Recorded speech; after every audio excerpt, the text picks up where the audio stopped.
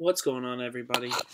Steel Jedi here, and real quick, I wanted to bring up a player that I don't think really a lot of people are talking about as a first round pick. I was just watching Voch Lombardi's newest mock draft. It wasn't his, it was one of his advisors or whatever, administrators on his Facebook group. And a lot of people are saying that it's a terrible mock.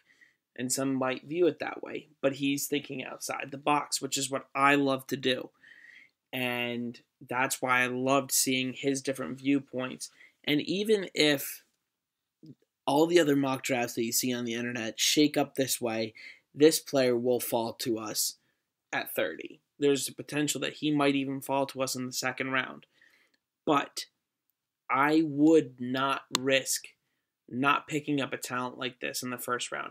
I'm talking about a guy who, and I'll start I'll start kind of like a series before the draft, quick, in the next 10 days on a player that, if they fall to us, would be a zero-brainer, zero question. You have to pick them up, or somebody who you think could potentially be a stud at the next level, but might be a reach to some people. I'll go through, there's a couple of players I want to talk about, but today I want to talk about a cornerback from Washington by the name of Sidney Jones. I have had him mocked in my mock drafts in the second or third round in a lot of my mock drafts, and now I'm thinking back at it, and I'm like, what was I thinking? Okay. If Sidney Jones did not get hurt, easily he would have been one of the first two corners taken off the board. But because he is going to be out for at least a couple months, I realize a lot of you are skeptical on a guy like that who has that many injuries. But look at it this way. We already have Artie Burns, who's going to be a freak next year. I'm putting money on it right now. He's going to be a freak. I think he's going to be one of the top corners in the league. So you need a number two. And just today, the Pittsburgh Steelers signed a restricted free agent tender on Ross Cockrell. As much as I do not like him, I could deal with him for another year until we get Sidney Jones back, or until Sidney Jones get back to good health. I think, if you look at it this way, think about it next year.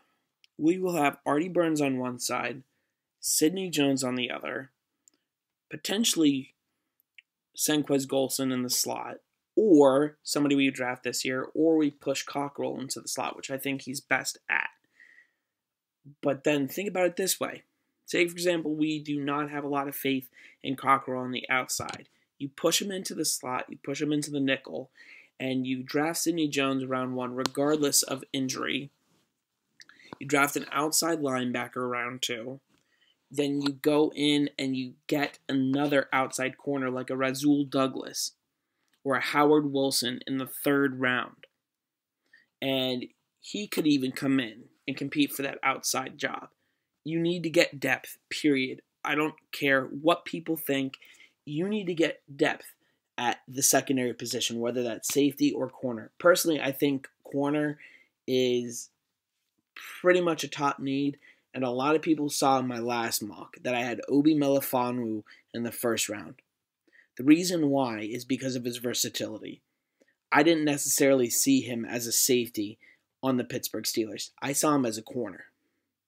So now, in my most recent mock draft, you had Obi Melifonwu round one, Cordrea Tankersley round two. Right there, you would have fixed your defense, regardless of who you want. You want to play Obi at safety, play him at safety and put Cordrea Tankersley on the outside, push Cockrell on the inside. You want to play Obi at corner, you put him at corner, move Tankersley to the inside. You completely get rid of Ross Cockrell, and you worry about your safety in a guy like Lorenzo Jerome in the mid-rounds, third, fourth round. So regardless, we need to address this secondary. Mike Tomlin has already said it. He wants a corner. And if you really think about what he said he is going to take the best corner available at pick 30. He didn't say anything about injuries. He didn't say anything about players who potentially he could reach on. I think at pick 30, the best secondary player available will be Sidney Jones. Can you imagine our secondary when we have Sidney Jones on one side, playing healthy eventually, Artie Burns, who is going to have enough experience and is going to turn into a freak outside corner, who you could potentially have 2 number 1 corners on your team, and then you draft a guy, or you push Cockrell into the slot. Well, heck, we don't even know what we're going to get from Golson, if we're going to get anything. Golson might come in this year and be a Pro Bowler year 1. So then right there, you have fixed your secondary. You have fixed your cornerback position. So now all you need to worry about is outside linebacker, which you could draft round 2 in this year, like a guy like Derek Rivers, and the safety position on defense.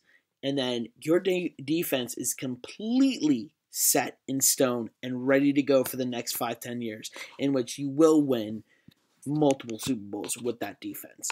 Then all you have to worry about is the quarterback position and maybe a backup running back, in which you can get a backup running back in the mid to late rounds this year, and a guy like James Conner or Joe Williams from Utah, and then worry about quarterback in the first round next year.